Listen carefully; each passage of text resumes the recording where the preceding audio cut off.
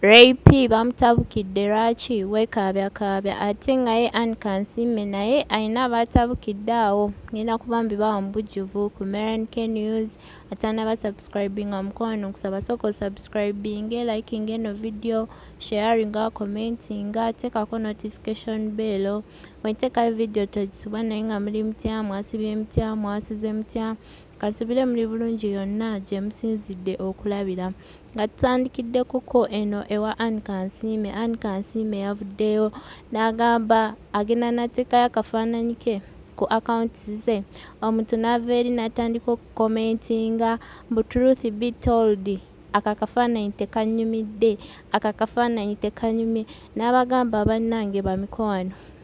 ezo comments zammwe weeziti aga amazima go gogamba genda ogapostinge ku akaunti yo lwaki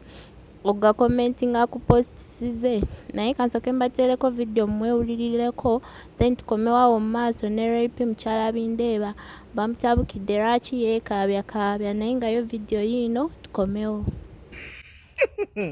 So I post a nice picture like this on my social media platform. You come and you start your comment with, truth be told, you've not looked good for me today. Who is asking for your truth? Who has asked for your truth? Go on your channel and post your truth there.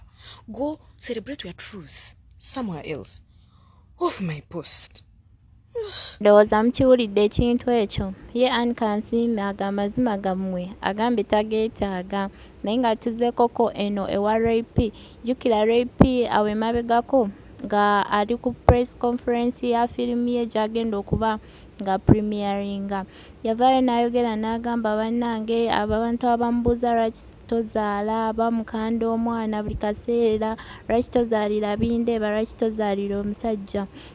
yavaayo n'agamba bannange sinze Katonda nange simanyi lwaki sifuna lubuto omwami wange yajja n'akyala ewaffe simbu yantwala kawundo kakubye eddinisa nange nandiyagadde omuzaalira naye sinze Katonda Katonda yamanyi lwaki sinnafuna lubuto lwaki sinnaba kumuzaalira n'akaaba mukaawo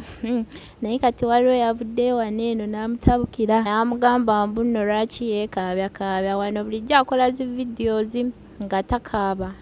era yalabiddeawo ku press conference ya firimu ye we yalabiddewo okwekabyakaabya nayongerako naawo bingi nnyo naye bijjanyuma nga mubyerabiddeko era nga mubyewuliriddeko video yino ngenda kuba ngiberekerako naye nga mubeere bulungi mweraba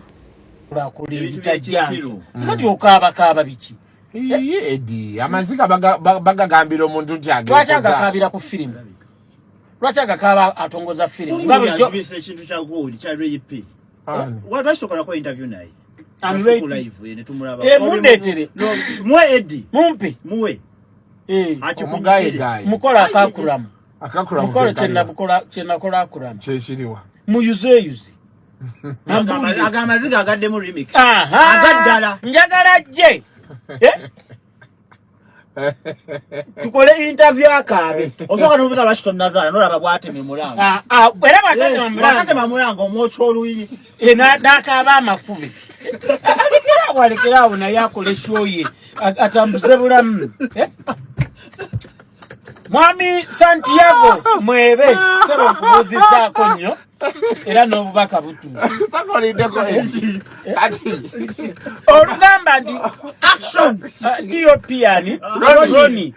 Ronnie Sekati olugamba at the count of 1 3 2 1 Kasuku live tubaniriza nnyo Edisendi mbaleetedde Ray P